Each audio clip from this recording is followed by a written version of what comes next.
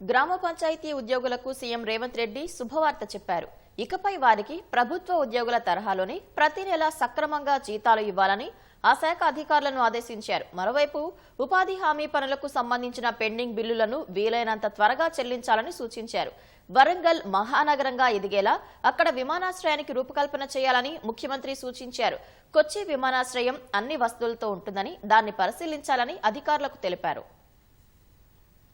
గ్రామ పంచాయతీల్లో పనిచేస్తున్న ఉద్యోగులకు ఇక నుంచి ప్రభుత్వ ఉద్యోగుల తరహాలోనే ప్రతి నెల సక్రమంగా జీతాలు ఇవ్వాలని సీఎం రేవంత్ రెడ్డి ఆదేశించారు. కమాండ్ కంట్రోల్ కార్యాలయంలో పంచాయతీరాజ్ గ్రామీణాభివృద్ధి శాఖపై సీఎం రేవంత్ రెడ్డి సమీక్ష నిర్వహించారు. గ్రామ పంచాయతీల్లో పనిచేస్తున్న 92,351 మంది ఉద్యోగులకు ప్రతి నెల 116 కోట్లు జీతాలు చెల్లించాల్సి ఉందని అధికారులు వివరించారు. పంచాయతీ ఉద్యోగులకు గ్రీన్ ఛానెల్ ద్వారా ఎప్పటికప్పుడు వేతనాలు చెల్లించాలని అధికారులకు సీఎం స్పష్టం చేశారు. ఉపాధి హామీ పనులకు సంబంధించిన పెండింగ్ బిల్లుల్ని వీలైనంత త్వరగా చెల్లించాలని సూచించారు.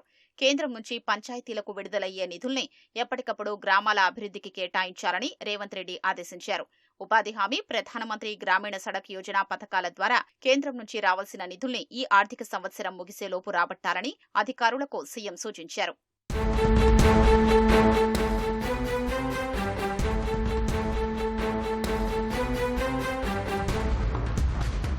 వరంగల్ మహానగరంగా ఎదిగేలా విమానాశ్రయానికి రూపకల్పన చేయాలని ముఖ్యమంత్రి రేవంత్ రెడ్డి సూచించారు. వరంగల్లో మామునూరు విమానాశ్రయ భూసేకరణ, ఇతర ప్రణాళికలపై కమాండ్ కంట్రోల్ కార్యాలయంలో ముఖ్యమంత్రి రేవంత్ రెడ్డి సమీక్ష నిర్వహించారు.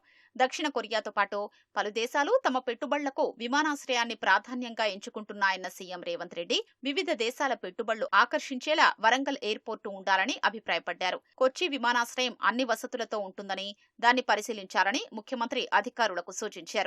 Warangal outer ring road, radial రోడ్లో విమానాశ్రయానికి అనుసంధానంగా ఉండాలని అన్నారు. ఉమ్మడి వరంగల్ జిల్లాతో పాటు ఖమ్మం, కరీంనగర్, నల్గొండ జిల్లాల ప్రజలు భవిష్యత్తులో వరంగల్ విమానాశ్రయం నుంచి రాకపోకలకు వీలుగా రహదారులు నిర్మించేలా ప్రణాళికలు రూపొందించాలని సీఎం రేవంత్ రెడ్డి ఆదేశించారు.